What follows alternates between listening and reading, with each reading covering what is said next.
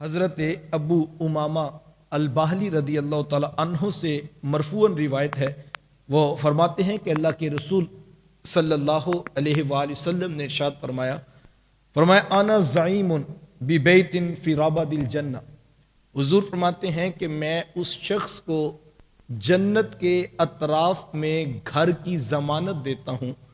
کس شخص کو؟ لمن تارک المراء وان کان محقا، فرمایا کہ جو حق پر ہونے کے باوجود جھگڑا چھوڑ دے، میں محمد اس کو جنت میں محل کی ضمانت دیتا ہوں۔ کتنی بڑی بات ہے۔ اور یار کسی کا جھگڑا ہوگا تو کتنا ہوگا؟ لاکھ کا، کروڑ کا، ارب کا، کھرب کا۔ یار کسی کا 7 زمینوں کا بھی جھگڑا ہو، یہ 7 زمینیں بھی بیچ کر جنت کا 1 انچ نہیں خریدا جا سکتا۔ میرے حضور اتنی بڑی بشارت دے رہے ہیں کہ حق پر ہونے کے باوجود جھگڑا چھوڑو، ہم تمہیں جنت میں محل کی ضمانت دیتے۔ اور میں کہتا ہوں کہ بڑا ہی نادان ہوگا جس نے یہ حدیث سن لی ہو اور پھر جو ہے وہ جھگڑا کر رہا ہو، تو کتنا نادان ہے۔ اتنی بڑی بشارت، اتنی بڑی ضمانت دی گئی۔ اور پھر دوسرا پہلو جو اس حدیث میں میری نظر میں ہے وہ یہ ہے کہ 2 لوگوں میں جب اختلاف ہوتا ہے، جھگڑا ہوتا ہے، تو ظاہری بات ہے ایک شخص حق پر ہوتا ہے اور دوسرا شخص ناحق کر رہا ہوتا ہے۔ ایک ظالم ہوتا ہے اور دوسرا مظلوم ہوتا ہے۔ عقل یہ کہتی ہے کہ آپ جو ظالم شخص ہے، جو ناحق کر رہا ہے، اس کو سمجھائیں۔ اگر آپ حق والے کے پاس چلے گئے تو وہ تو کہے گا صاحب میں تو حق پر ہوں، آپ مجھے سمجھانے آگے۔ آپ کو اگر شوق ہے تو آپ جا کر جو ظالم شخص ہے اس کو سمجھائیں، میں تو حق پہ کھڑا ہوں، آپ مجھے سمجھانے آگے۔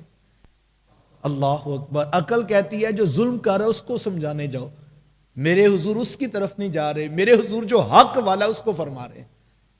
تو اس کا دوسرا پہلو اگر ہم غور سے دیکھیں تو شاید یہ بھی لگتا ہے کہ میرے حضور جو ناحق جھگڑا کرنے والا ہے اس سے ناراض ہی اتنے ہیں کہ میرے حضور اس سے بات بھی نہیں کر رہے۔ اس حدیث میں حضور نے اس سے کوئی کلام نہیں کیا، بلکہ جو حق پر ہے اس کو کہا تو جھگڑا چھوڑ دے، ہم تجھے جنت میں محل کی ضمانت دیتے۔ اللہ اکبر۔ میں یہاں پر واصف علی رحمہ کا بھی ایک قول سنا دوں۔ واصف صاحب فرماتے ہیں کہ اگر کسی شخص سے تعلق نہیں رکھنا تو پھر جھگڑا کس بات کا؟ ہوتا ہے نا بندہ کسی شخص کے ساتھ چلتا ہے اور 2 4 10 ماہ کے بعد وہ محاسبہ کرتا ہے کہ یار یہ بندہ تو میری سمجھ میں نہیں آنے والا، سمجھ آ گیا کہ اس کے ساتھ تعلق نہیں رکھنا۔ تو واصف صاحب فرماتے ہیں جب تعلق ہی نہیں رکھنا تو پھر جھگڑا کس بات کا؟ اور دوسری بات اس سے بھی زیادہ خوبصورت، اور فرماتے ہیں کہ جب طے کر لیا کہ تعلق ہی رکھنا ہے تو پھر جھگڑا کس بات کا؟ یعنی جھگڑا تو دونوں صورتوں میں نہیں ہے۔ تو کیسا نادان وہ شخص ہے کہ ہم یہ سنتے ہیں معاشرے میں، وہ کہتے ہیں جی بھائی چھوڑے نہیں جاتے، بھائیوں کے ساتھ نبھانی ہوتی، ہم یہ بھی کہہ رہے ہوتے اور ساتھ اختلاف بھی کر رہے ہوتے۔ اور واصف صاحب ہی فرماتے ہیں کہ جس شخص کا جنازہ نہیں چھوڑ سکتے، آپ فرماتے ہیں اس شخص سے جھگڑا بھی نہ کرو۔ جب جنازے میں جا کے کھڑے ہونا ہے، جب وہ کفن میں منہ لپیٹ کے جو ہے وہ منو مٹی کے نیچے جانے کی تیاری کر چکا، اور اس وقت جا کے کہنا یا اللہ اس کو بخش دے۔ جنازہ کیا ہے؟ یہی جا کے ہم کہتے ہیں نا کہ اے اللہ مجھے بھی بخش دے اور اس میت کے لیے جو ہم آئے ہیں اس کو بھی بخش دے۔ یار جب وہ کفن میں منہ لپیٹ کے بیٹھا ہے اور منو مٹی کے نیچے جا رہا ہے، اور اس وقت ہم ہاتھ باندھ کے وضو کر کے قبلہ رخ ہو کے کہہ رہے ہیں مالک اس کو بخش دے، یا جب مرنے کے بعد ہم رب کے آگے منت کر رہے ہیں کہ اس کو معاف کر دے، تو زندہ شخص کو ہم کیوں نہیں معاف کرنے کے لیے تیار؟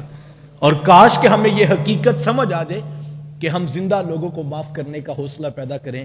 بعد میں قبروں پہ بیٹھ کر آنکھوں میں آنسو لے کر اور پھول رکھ کر اپنے غم کا اظہار کرنے سے بہتر ہے آج زندہ لوگوں کی قدر کیجئے اور ان سے معذرت کر لیجئے، اختلاف کو ختم کر دیجئے۔